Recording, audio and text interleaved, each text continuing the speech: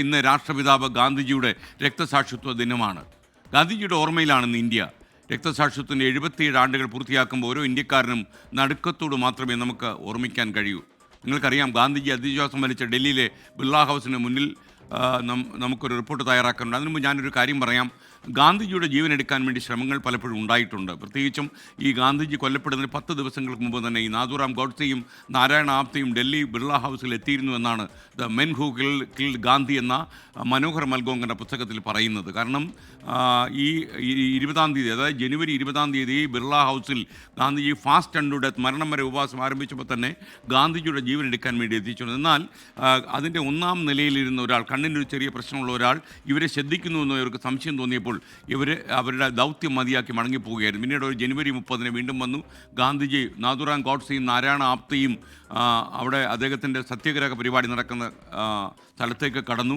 പാകിസ്ഥാൻ അനുകൂലമായി നിലപാടെടുക്കുന്നു എന്നായിരുന്നു ഹിന്ദു വർഗീയവാദിയായ ഈ നാഥുറാം ഗോഡ്സെയുടെ ആരോപണം. അതുകൊണ്ട് തന്നെ ഈ ഗാന്ധിജി ജീവിച്ചിരുന്നാൽ എന്നും പാകിസ്ഥാൻ അനുകൂലമായ തീരുമാനങ്ങൾ വരുമെന്ന് അയാൾ പറയുന്നുണ്ടായിരുന്നു. സ്വതവേ നാണം കുണുങ്ങിയായ നാഥുറാം ഗോഡ്സെ എങ്ങനെയാണ് ഈ ധൈര്യം കൈവരിച്ചത് എന്ന് ഇപ്പോഴും ചരിത്രം സംശയത്തോടെയാണ് വീക്ഷിക്കുന്നത്.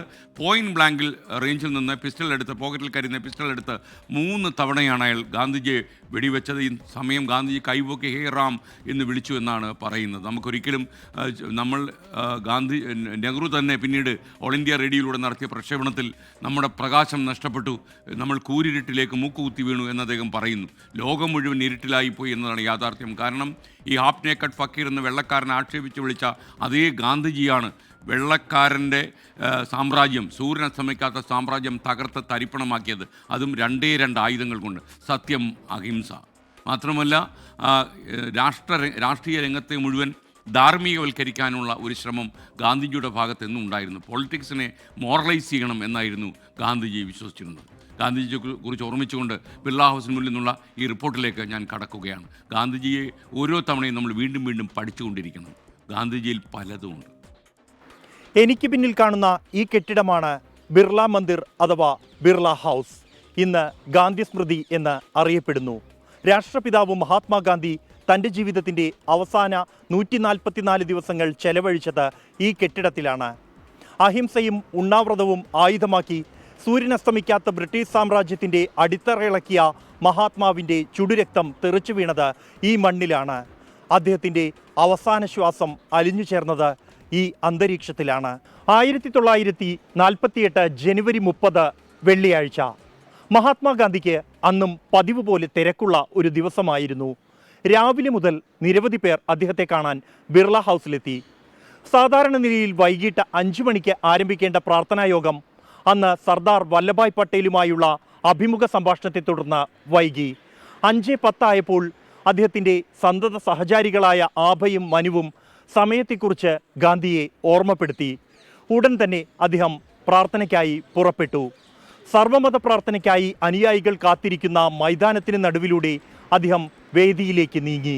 ഈ സമയം ആൾക്കൂട്ടത്തിൽ നിന്നും കാക്കി ബുഷ് ജാക്കറ്റും നീല പാൻറ്റും ധരിച്ച ഒരാൾ തൻ്റെ പോക്കറ്റിൽ കരുതിയിരുന്ന ഇറ്റാലിയൻ നിർമ്മിത 38 കാലിബർ ബറേറ്റ തോക്ക് കൈപ്പത്തികൾക്കുള്ളിലും ഒളിപ്പിച്ച് ഗാന്ധിക്ക് നേരെ നമസ്തേ പറഞ്ഞു. തീവ്ര ഹിന്ദു ദേശീയവാദിയായ നാഥുറാം വിനായക് ഗോഡ്സെയായിരുന്നു അത്. ഒരു ചെറുപുഞ്ചിരിയായിരുന്നു അയാൾക്കുള്ള മഹാത്മാവിൻ്റെ മറുപടി. അയാൾ ഗാന്ധിക്ക് നേരെ മുന്നോട്ട് നീങ്ങിയതോടെ കാൽ തൊടാൻ വരുന്നതെന്ന് കരുതി മനു വിലക്കി. ഇടത് കൈകൊണ്ട് മനുവിനെ ശക്തമായി തള്ളിയ അയാൾ വലത് കൈയിലിരുന്ന തോക്കുകൊണ്ട് 3 തവണ നിറയൊഴിച്ചു. ഗാന്ധിജിയുടെ നെഞ്ചിലും വയറിലുമായി 3 വെടിയുണ്ടകൾ തുളഞ്ഞുകയറി. ഹേ റാം, ഹേ റാം എന്നുച്ചരിച്ചുകൊണ്ട് കൈകൂപ്പിക്കൊണ്ട് മഹാത്മാവ് നിലത്തു വീണു. അപ്പോൾ സമയം കൃത്യം 5:17. വെടികൊണ്ട് വീണ പൂന്തോട്ടത്തിൽ നിന്നും ഗാന്ധിജിയെ ബിർള ഹൗസിലേക്ക് മാറ്റി.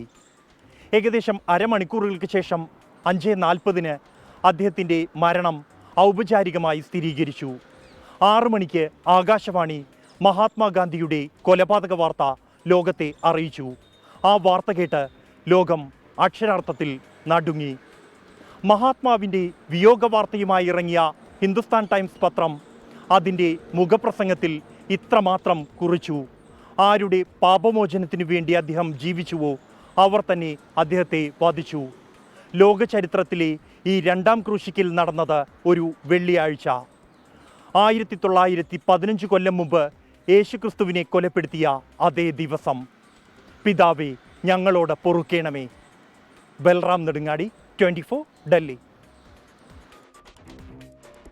ഡൽഹിയിലെ ബിർള മന്ദിരത്തിൽ നമ്മൾ പോയിട്ടുണ്ടെങ്കിൽ നമുക്കറിയാം, ഗാന്ധിജിയുടെ ജീവിതത്തിൻ്റെ ചില സന്ദേശങ്ങൾ നമ്മുടെ ഹൃദയത്തിൽ ഇങ്ങനെ തുടിച്ചുകൊണ്ടേയിരിക്കും.